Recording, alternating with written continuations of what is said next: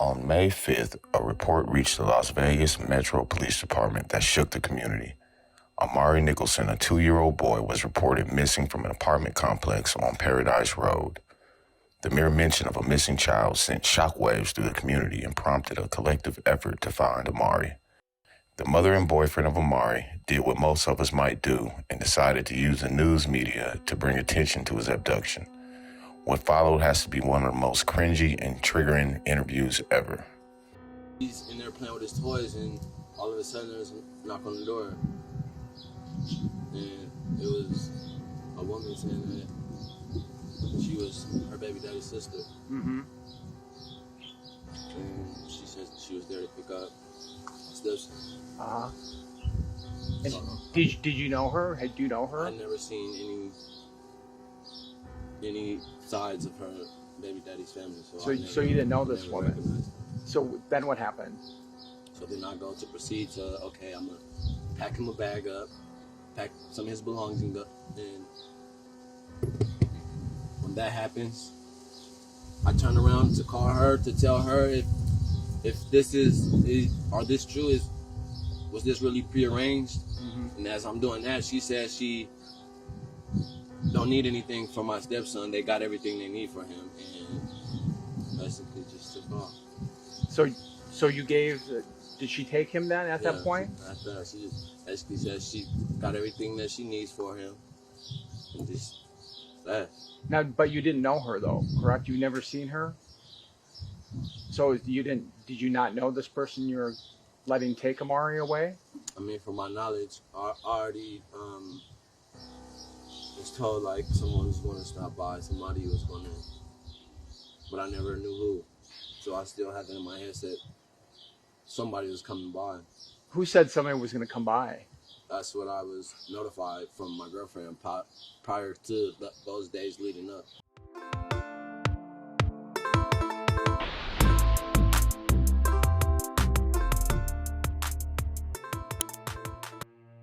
Hello everyone and welcome back to How They Do That. Today we are going to discuss a profoundly heartbreaking and complex story that has touched the lives of many. It's a story that reminds us of the deep and painful realities that unfortunately some families endure. In this video, we will explore the tragic case of Amari Nicholson, a 2-year-old boy who went missing in the heart-wrenching events that unfolded. Our aim is not only to shed light on the story, but also to pay tribute to Amari's memory.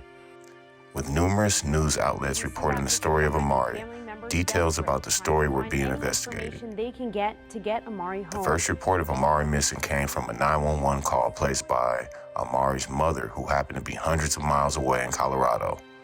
In the call, we get our first understanding regarding the bizarre circumstances that led to his disappearance. Metro Dispatch, how can I help you? Hi, I called you guys earlier this morning around 6 in the morning. My name is Terrell Nicholson, and I had tried to report an Amber Alert, but I was out of town, and so my son has been gone for half the day, and the police haven't been looking for him because they said that they're taking it as a civil matter until they're able to talk to me in person. Okay. Did you... So I'm in town now. I just got off the plane. I'm at home. Is there a way that dispatch is able to come back out to talk to try to get the Amber Alert back? What was your address that you gave? Emerald Suites on Convention Center. It's off of Paradise and Plain. Just give me 1 second, okay? And when did you report this? Today? At 6:30 in the morning. Okay. And what is your first name again? I'm sorry. Taylor. Okay. All right. Let's take a look here. The police had came out and talked to my boyfriend. He was responsible for him. He had a whole piece of paper signed, dated, everything, saying that he was responsible for him while I was out of town. And one of the officers had called me while his partner was talking to my boyfriend. And we spoke on the phone. I told him what was going on. He asked when was the last time that I spoke to my child's father. And I told him it was about 3 days ago, but we had got into an argument. And I'm sitting here telling him he's aggressive, abusive, not allowed to be around my son. And the cop took it as I told him it was okay for him to take him. So the cop canceled out the Amber Alert and said that I have to get my son back by going to court when he was taken from my house. The lady came in the house and took him and ran out the door. So I don't understand why there's been no Amber Alert all morning while he's been gone for half the day when he could be out of state because who took him lives in Reno. Okay. Let me find the event. Just give me 1 second, okay? Okay. Okay, so, ma'am, who has your child? I don't know. My boyfriend said that a lady was knocking on the door this morning at 6 and said that she was my baby daddy's sister and said that she was there to pick him up, that everything was already prearranged, and I spoke to nobody. So they came in and took him and ran out the door with him. And so I don't know if it is his sister, if it's a total stranger, I don't know. Okay, did you call her? I tried calling. I haven't spoken to them. He went to prison for putting his hands on me when I was pregnant, so it's supposed to be a no contact order. Okay. So the last time that I had spoke to him was about 3 days ago. We communicate on Facebook. So his family, I haven't seen for about a year and a half now, and so none of their phone numbers are in order or working unless they did that on purpose. So I can't get a hold of anybody. Okay. What's the sister's name? Her name. Can you spell her first name for me? She was in the Army, I believe. Okay. Do you know her date of birth? No, I don't. Do you know how old she is? She's probably about in her 30s, no older than mid-30s. Okay. Is she black, white, Hispanic, or Asian? Black. Okay. And about how tall is she, do you know? I might say maybe 5'11". Is she thin, medium, or heavy build? Medium. She drives a gray Hyundai Sonata, a newer model. Okay. And do you know if she drinks, does any drugs, or has any weapons? No, I'm not sure. Okay. Was she in, do you know what her license plate is? It used to be California. I'm not sure if she transferred plates or whatnot. Okay, so you wouldn't know what the number would be? No, I don't. Okay. I haven't seen him in about a year and a half. Okay. No, my baby daddy, he lives in Reno. He just got off the parole. I don't know his address out there. I found one on Google, but I don't know if it's accurate or not. Okay. I'm just worried that he, my son isn't 6 hours away. He's still in Vegas, hopefully. Okay. All right. So and the last time you saw your son was half a day ago? Last time I saw him physically was on Friday. I left to go out of town to Colorado to help take care of my mom. She was attacked by a dog, and I left Friday at 5. So that was the last time I physically seen him. My boyfriend last physically seen him. What is your around 6? Okay. What is your son's name? Amari, Amari Nicholson, Nichholson. What makes this case even more heart-wrenching is a joint television interview in which Amari's mother and Rhodes made statements that left many triggered. In their interview, they seem to be shifting blame onto other relatives for Amari's disappearance while giving few details about the abduction. I've intentionally edited out pieces of the video for time. However, I will try to include a link to the full video in the description.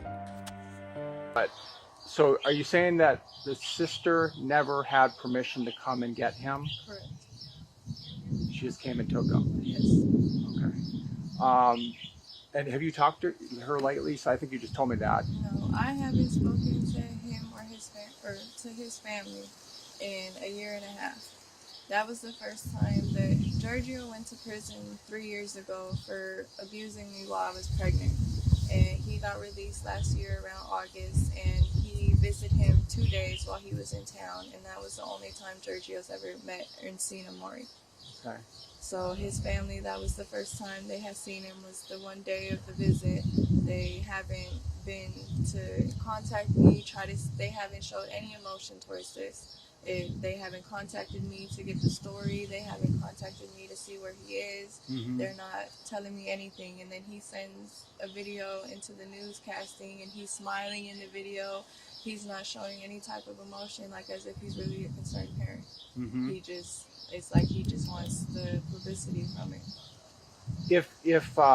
So my understanding is he hasn't seen Amari much. No. Is what we were told. I've been present. You've been here, okay. So if he really hasn't been around, why do you think now all of a sudden he wanted to be around Amari? We've always had, like I said earlier, I've always tried to be the cordial person, try to co-parent and whatnot.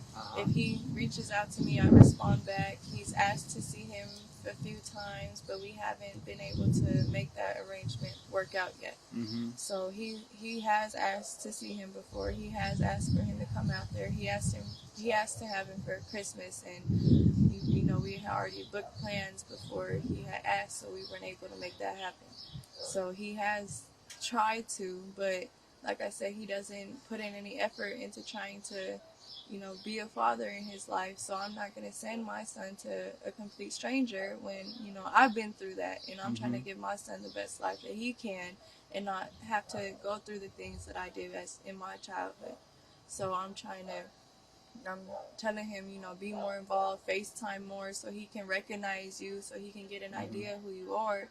And he never wants to do that. He expects everyone to do what he says on his time. Let me back up just for a second. So when they came over, you said you called her, right? And you didn't talk to him right away? No, I was still asleep, so my phone, I didn't hear the first few calls until it was already too late. And when was it? How long was it when she came and took Amari till you actually finally talked to her? It wasn't that long. Probably like a minute. Oh, it just quick I called then. repeatedly. Okay. Until she answered the phone. And then what did you do after she left with him? I went running around the complex, just trying to search for any type of whereabouts or if I see anything. So so when you finally did get a hold of her, what did you tell her? I asked her, was anybody supposed to come get him? Was that who she was talking about when she said someone's going to be by? And what did you say? No. I was in panic mode, and I told him no. Okay, so now you're thinking, okay, I was not supposed to probably do that, or whatever the case. And then so you started running around, looking around. Can you tell me more about that? There's nothing. I was running around, found nothing, seen nothing. They were already gone. He never handed the baby off to anybody. She took him. So there was no reason to look. Now, when did you call police? Right after. As the investigation began, it became clear that the circumstances surrounding Amari's disappearance were suspicious. So did you tell him that somebody was going to come by and get him? I never said anybody was coming to get anybody. But I did say somebody would be by. It may be confusing to follow, but the bottom line is pointing fingers and conflicting stories aren't leading to Amari's safe return. Please don't say that we have him when we're doing everything we can to find him. We are the ones that have been reaching out to news outlets. We are the ones that are offering a reward for Amari. We are trying to do everything we can. All this negative. While Rhodes and the mother tried to blame the father's family, the authorities swiftly identified Rhodes, a 27-year-old from Las Vegas, as a primary suspect. Rhodes is not some random person either. He was the boyfriend of Amari's mother and the last known person to have care of the child. What started as a missing persons investigation soon transformed into a heartbreaking homicide case. Rhodes would be detained and taken into custody, at which point he confessed to the murder of Amari Nicholson. He drew police a map on a piece of paper showing them where the child's body could be found. So let's take a closer look at that map. You can see right over here, this is Twain Avenue. This is the McDonald's, Siegel Suites, and Emerald Suites. The Emerald Suites is where Rhodes, Amari's mother, and the 2-year-old were staying. And this mark right here in the center, this black dot, that is where Rhodes says that Amari's body was hidden. Rhodes now faces a first-degree murder charge for the toddler's death, as well as multiple other felonies. Police say once Terrell Rhodes knew he was caught in a lie, he changed his story and then confessed to killing Amari Nicholson. Amari was just 2 years old. I want to warn our viewers, the details here are tough to listen to.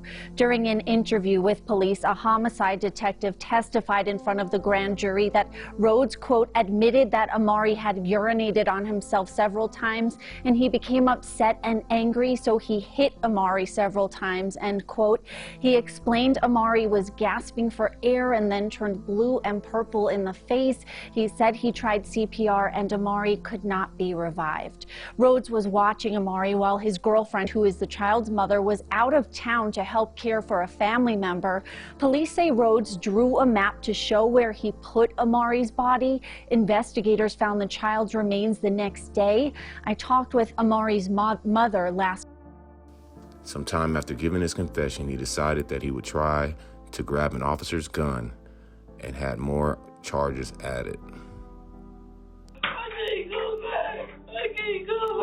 I can't go back, Rhodes says while sobbing. As one detective tries to comfort him, touching his arm and back, Rhodes jumps across the table and grabs the female detective's gun. The female officer punches Rhodes multiple times in the head, trying to get back her weapon. It's a life or death fight, all out chaos as other officers run in to help. Drop the gun! The female officer continues hitting Rhodes, jumping on the table to regain control. Drop the gun! Terrell, drop the gun! You're making things worse! It is 4-on-1, and the officers finally manage to get the gun away. They say during the struggle, Rhodes said, quote, "I'm gonna kill." Police say all of this happened after Rhodes confessed to killing 2-year-old Amari. Rhodes is charged with 1 count of first-degree murder for causing Amari's death. He is also charged with 2 counts of attempted murder and 4 counts of resisting arrest. To summarize, the case of Amari Nicholson is a tragic one, filled with heartbreaking confusion and uncertainty. The disappearance of a young child, the alleged confession, and the conflicting accounts have made this story deeply troubling. Our thoughts and hearts go out to Amari's family during this incredibly difficult time. Thank you for joining us today as we've discussed this profoundly sad and complex story. If you have any information related to this case, we urge you to contact the Las Vegas Metro Police Department. If you found this video informative or thought-provoking, please give it a thumbs up and consider subscribing to our channel for more in-depth stories and updates on cases like these. Stay tuned for the latest developments, and let's hope for justice and closure in this tragic case. Thank you for watching. We'll see you in the next video.